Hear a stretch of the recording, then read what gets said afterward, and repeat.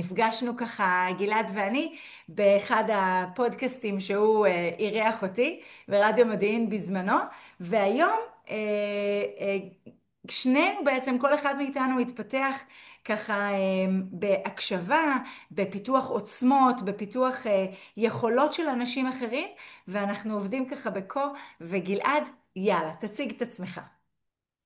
וואו, טוב, אז אני הייטקיסט ב-DNA, בנשמה, הייטקיסט לשעבר, אבל מתוך הסיפור חיים שלי, ותכף ניגע בו, אני חציתי את הקווים והתחברתי לעולם הרגש, ואני מבין היום כמה, גם כשאנחנו בקפיטליזם, גם כשאנחנו בסכלתנות, גם כשאנחנו בעולם העסקים, כמה חשוב שנהיה קשובים לרגש ולמה שקורה בנו, כי בסוף האנשים הם אלה שיוצרים את הקפיטליזם.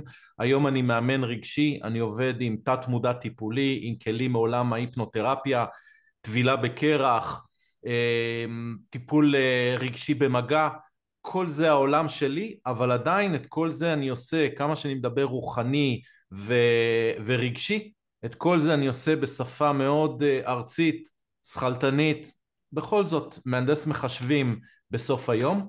אני עושה את הדברים האלה בתהליכים שאני מעביר פה בקליניקה שלי באחד על אחד, או בהרצאות, או בסדנאות שאני מעביר, והדגש שלי כאמור הוא קודם כל בואו נהיה אנחנו מאוזנים רגשית בין עולם השכלתנות, העולם שבחוץ, לבין עולם הרגש, כי אי אפשר להיות רק שכלתן או רק בחוץ, ואי אפשר להיות רק בעולם הרגש. אנחנו רוצים ליצור איזשהו איזון, וזה מה שמאפשר, ואיזון זה אומר שלא הכל לוי דווי, יש אתגרים, החיים קורים, אבל אם אני מאוזן אז אני יכול להתמודד בקלות ובצורה נכונה עם המקומות המאתגרים היותר קשים, וזה מאפשר לי לפרוח גם בעולם השכלתני שבחוץ, בליזום בלי עכבות, בלי מחסומים, בלי אמונות מגבילות, לא בלי, עם התמודדות או לדעת לנהל אותם, כי איך מישהי אמרה לי אתמול, אבל אני עדיין מפחדת, אני אומר,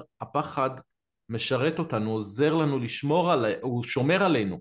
השאלה אם הוא מנהל אותנו, או אנחנו רואים את הפחד, רואים את החששות, ויודעים להתנהל עם זה, זה רק עוזר לנו לדייק. אז זאת תפיסת העולם שלי, וככה זה מה שאני פועל. מהמם. אז אני סקרנית מאוד לשמוע ממך היום. קודם כל, לפני שאנחנו בכלל צוללים פנימה לעומקים ממש ממש זה, בואו נתחיל מהרובד העליון.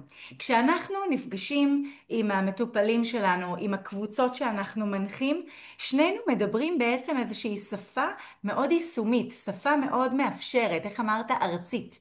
אני רוצה שתדבר שנייה, איך הגעת בכלל לשלב את עולמות הרוח עם השפה המאוד מאוד יישומית הזאת שלך. כמו כל סיפור טוב, התחיל ממשבר מאוד גדול. אני את הקריירה המקצועית שלי התחלתי כמהנדס מחשבים, עבדתי בכמה חברות גדולות, מהר מאוד הגעתי לעולם הסטארט-אפים והתפתחתי שמה, ממהנדס צעיר לראש צוות ומחלקה, ראש מחלקה, עד שבעצם עשיתי חלומו של כל הייטקיסט ממוצע, רילוקיישן לחו"ל עם אשתי ושלושת הילדים. קיבלתי תפקיד בכיר במשרד של החברה באירופה, עברנו למינכן בגרמניה, הילדים למדו בבית ספר פרטי דובר אנגלית, שעה וחצי אנחנו בסקי באלפים, ואם רוצים לנסוע לוונציה או לברצלונה נכנסים לאוטו ופשוט נוסעים. הייתי במקום שהוא כאילו הטופ, גם מקצועית, גם משפחתית, גם אישית, הכל. לצערי כשהיינו שם אשתי סיגל אובחנה כחולת סרטן שד גרורתי, והתחלנו שם את הטיפולים וזה, אבל מהר מאוד הבנו שאנחנו צריכים לחזור לארץ, לדבר את השפה שלנו, משפחה, חברים, זה חלק מהתהליך שעוזר לריפוי, להתמודדות.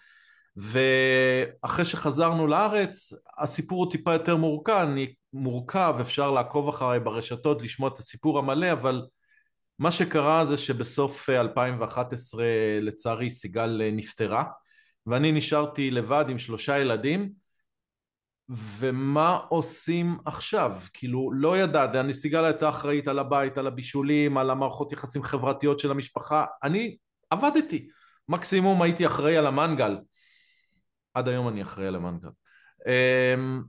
ובתור מנהל פרויקטים, בתור הייטקיסט, בתור שכלתן, אני ניהלתי את האירוע הזה. דאגתי, הלכתי ללמוד לבשל, למדתי איך מקפלים סדין עם גומי, אלה היו התמודדויות שלי. לקח עוד איזה שנה וחצי או שנתיים עד שפתאום משהו בי קרס. אני עליתי במשקל נורא, בחלון זמנים ממש קצר, 3 חודשים, עליתי במשקל, נהייתי טרום סוכרתי, דלקות בכל הגוף, ונהייתי בן אדם לא נעים לי ולסביבה. זוגיות שהייתה לי התפרקה, כאילו כל החיים שלי באיזשהו חלון זמנים ממש קצר, התפרק, ולא הבנתי למה. לא, לא הבנתי. ושאתה הולך לרופא שלבוש בחלוק לבן ויושב מאחורי מסך,